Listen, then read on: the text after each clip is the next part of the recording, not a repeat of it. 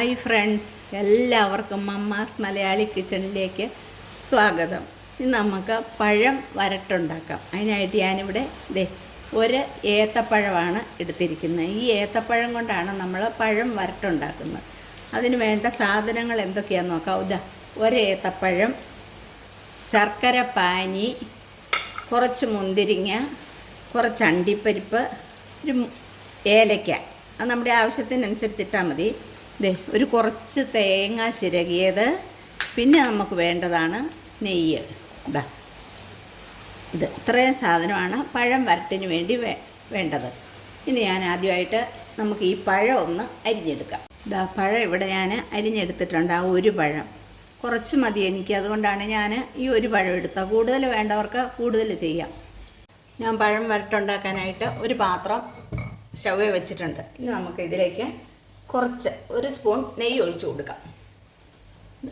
ഒരു സ്പൂൺ നെയ്യ് ഇട്ട് കൊടുക്കാം. നെയ്യ് ഉരുകിയിട്ടുണ്ട്. ആദ്യം ഇതിലേക്ക് ഞാൻ മുന്തിരിങ്ങ ഒട്ടൊന്ന് വറുത്തെടുക്കുകയാണ്.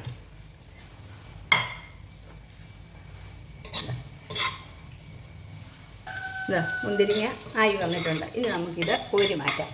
ഇനി അണ്ടിപ്പരിപ്പ് കൂടി ഇട്ട് കൊടുക്കുന്നു.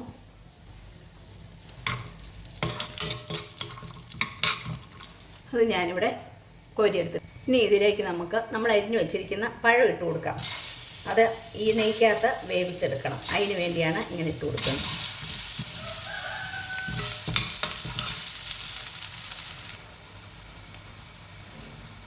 ഇതെങ്ങനെ ഈ നെയ്ക്കകത്ത് കിടന്ന് ഇതൊന്ന് വേകണം. പിള്ളേർക്ക് കൊടുക്കാൻ ഏറ്റവും ഉത്തമമായ ഒരു പോഷക സ്നാക്കാണിത്. പിള്ളേർക്കിത് ഭയങ്കര ഇഷ്ടമാണ്. താനും ഇങ്ങനെ ഇത് പഴം വരട്ടുണ്ടാക്കി കൊടുത്താൽ. കാരണം നമ്മൾ ഈ അണ്ടിപ്പരിപ്പും മുന്തിരിയും ശർക്കരയും തേങ്ങയും എല്ലാം കൂടെ ചേർത്താകുമ്പോൾ ഒരു പ്രത്യേക ടേസ്റ്റാണ്. നമ്മളിതിനകത്ത് ഏലക്ക പൊടിച്ചതും കൂടെ ചേർക്കുന്നുണ്ട്. ഇത് കണ്ടോ, ഇങ്ങനെ വേവിച്ചിട്ട് ചെയ്യുന്നതാണ് സ്വാദ് കൂടുതലുള്ളത്.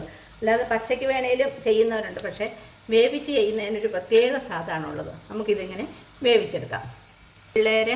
കുഞ്ഞു പിള്ളേർക്ക് നമ്മൾ ഇങ്ങനെ പഴം നെയ്ക്കകത്ത് ഇതുപോലെ വേവിച്ച് നമ്മൾ ഒരു 6 മാസമൊക്കെ കഴിയുമ്പം അതിൽ നമ്മൾ കൊടുക്കാൻ തുടങ്ങിയാൽ അതുപോലെയാണ് നമ്മളിതും വേവിച്ചിട്ട് അതിൽ തേങ്ങയും ശർക്കരയൊക്കെ ചേർക്കുന്നത് മാത്രം. ആയിട്ടുണ്ട്. ഇനി നമുക്കിത് കോരി മാറ്റിയെടുക്കാം. നമ്മുടെ പഴം ഇങ്ങനെ വേവിച്ചെടുത്തിട്ടുണ്ട്. ഇനി നമുക്ക് ഈ പാത്രത്തിലേക്ക് എന്ത് ചെയ്യണമെന്ന് വെച്ചാൽ നമ്മൾ ചിരകി വെച്ചിരിക്കുന്ന തേങ്ങ ഇട്ട് കൊടുക്കാം. ആ നെയ്ക്കകത്തോട്ട് തന്നെ ഇട്ട് കൊടുക്കണം തേങ്ങ. ഇത് നമുക്ക് ആ തേങ്ങ ഒന്ന് കുറച്ച് അതിൻ്റെ പച്ചമണം മാറുന്നവരെ ഒന്ന് പയ്യെ ഒന്ന് മൂപ്പിച്ചെടുക്കണം. ഇത്തിരി മൂപ്പിക്കണ്ട. നമ്മൾ പച്ചയ്ക്ക് തേങ്ങ ഇട്ട് ചെയ്യുന്നവരുമുണ്ട്. പച്ചയ്ക്ക് തേങ്ങ ഇട്ട് ചെയ്യുമ്പോൾ അത് കഴിക്കുമ്പോൾ ഒരു തേങ്ങയുടെ ഒരു പച്ച ചുവ പോലെ വരും. പക്ഷേ ഇതിങ്ങനെ നമ്മൾ ഒന്ന് പയ്യെ വറുത്തിട്ട് ഇതിൻ്റെ വെള്ളമൊക്കെ വറ്റി കഴിയുമ്പോൾ അതിൻ്റെ അകത്തേക്കിട്ട് ഇതുണ്ടാക്കിയാൽ അതിനാണ് ഒരു പ്രത്യേക ടേസ്റ്റുള്ളത്. ഇപ്പം ഇതിൻ്റെ വെള്ളമൊക്കെ വറ്റി അത് പയ്യെ നിറം മാറി തുടങ്ങിയിട്ടുണ്ട്. അങ്ങനെ ഇതിത്തിരി ഇങ്ങനെ വറുത്ത് തന്നെ എടുക്കുന്നതാണ് എപ്പോഴും നല്ലത്.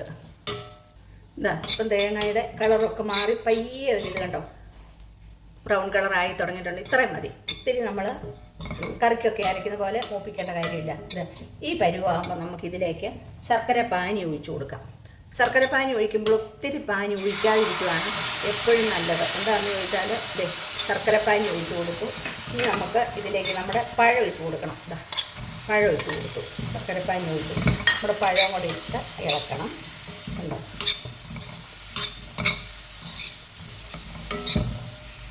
ഇനി നമ്മൾ എടുത്തു വച്ചിരിക്കുന്ന നമ്മുടെ അണ്ടിപ്പരിപ്പ്, മുന്തിരിങ്ങ,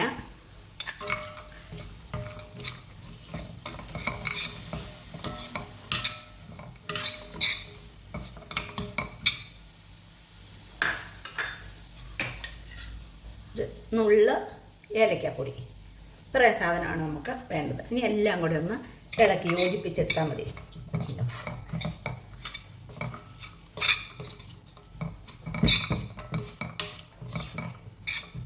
ഇത്രയേ ഉള്ളൂ നമ്മുടെ പഴം വരട്ട്.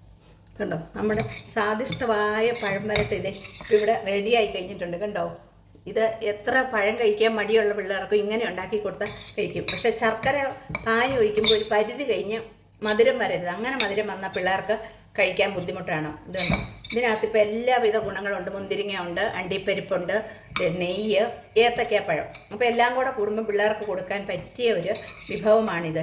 നോക്ക്, എത്ര സുന്ദരമായ ഏത്തക്ക വരട്ടാണെന്ന് നോക്കൂ.